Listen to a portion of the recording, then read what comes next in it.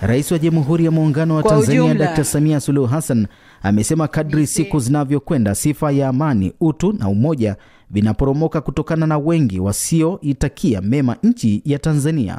Flora Mwakasala na taarifa zaidi. Dr. Samia amesema hayo Disemba 2 mwaka huu katika mkutano na wazee wa Dar es Salaam wakati akilihutubia taifa, ambapo amesisitiza watu wasioitakia mema nchi wanakereka na sifa nzuri za Tanzania. Kabla ya tarehe 29 Oktoba mwaka huu, siku ambayo ilikuwa ni siku ya uchaguzi kwa nchi yetu, ilikuwa ukitaja msamiati wa kisiwa cha amani kwa nchi nyingi au maeneo mengi ya ulimwengu, moja kwa moja mtu anapiga Tanzania ni moja katika nchi ambazo ni visiwa vya amani. Amani, hulka ya upole na ukarimu. Hiyo ndio sifa yetu kubwa ilikuwa Tanzania. Amani na umoja na utu wetu ndiyo vilitutambulisha siku zote, hata tukiwa nje.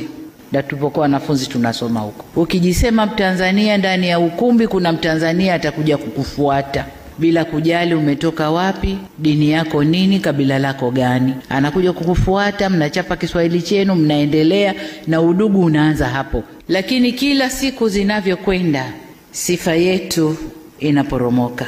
Wengi wasioitakia mema nchi yetu wanakereka na tambo zetu hizo. Amesema kuwa vurugu zilizofanyika Oktoba 29 zilikuwa na nia ovu na ziliwahusisha vijana wengi waliofuata mkumbo bila kuelewa madhara ya vitendo walivyokuwa wakifanya. Kuna majengo kadhaa ya serikali yameunguzwa. Kuna miradi kadhaa iliyojengwa kwa manufaa ya wananchi imeunguzwa. Vituo vya mafuta, biashara binafsi za watu zimeunguzwa. Magari ya serikali vimeunguzwa. Vituo vya polisi vingi tu vimeunguzwa. Sasa nataka tuwe na jina la hayo. Ni maandamano au ni vurugu? Maandamano tulioyazoea na tulio yakubali ndani ya katiba yetu ni yale watu wameudhika na kitu, tunaomba tuandamane, tujueleze, tutatoka pointi moja, tutakwenda zetu mpaka Mnazi Mmoja au popote pengine, na mabango yetu yanaeleza maudhi tulioudhika nayo. Na polisi wanawasindikiza vizuri mpaka wanapofika, wanaeleza wanayoyataka, wanatawanyika kwa salama, wanakwenda zao. Lakini hayakuwa maandamano, zilikuwa ni vurugu zilizoandaliwa kwa madhumuni maalum. Dr. Samia ameongeza kuwa hatua za kiusalama zilizochukuliwa kuzuia vurugu za uchaguzi mkuu Oktoba 29 zilikuwa sahihi na ziliendana na ukubwa wa tukio, hasa ikizingatiwa kuwepo kwa viashiria vya jaribio la kupindua dola. Amesema kwa msingi huo serikali ililazimika kuchukua hatua za haraka ili kulinda usalama wa nchi na raia wake kwa mujibu wa kiapo chake cha kulinda jamhuri. Serikali ina wajibu, tunaapa kuilinda nchi hii na mipaka yake, kulinda usalama wa raia na mali zao. Na katika hali hiyo, nguvu inayotumika inaendana na tukio lililopo.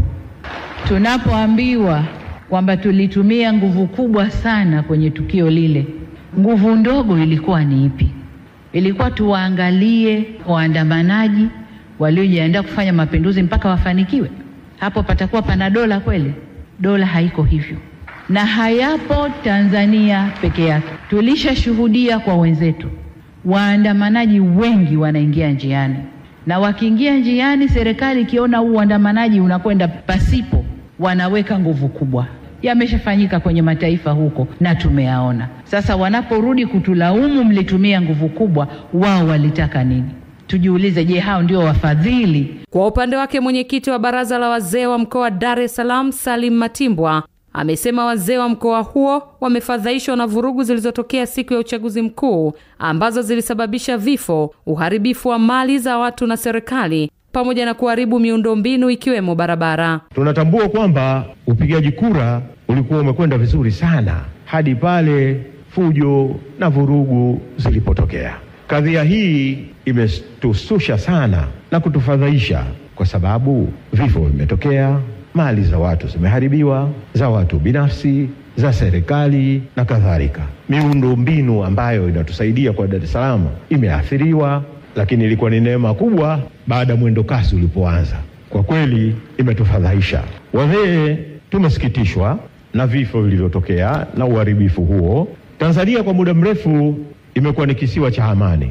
Hatuna shaka nchi yetu itaendelea kuwa kisiwa cha amani na utulivu, na sisi wazee siku zote tutakuwa bega kwa bega na wewe Mheshimiwa Rais katika kuhakikisha Tanzania inaendelea kuwa hivyo ilivyotulia. Asante sana Flora Mwakasala kwa taarifa hiyo.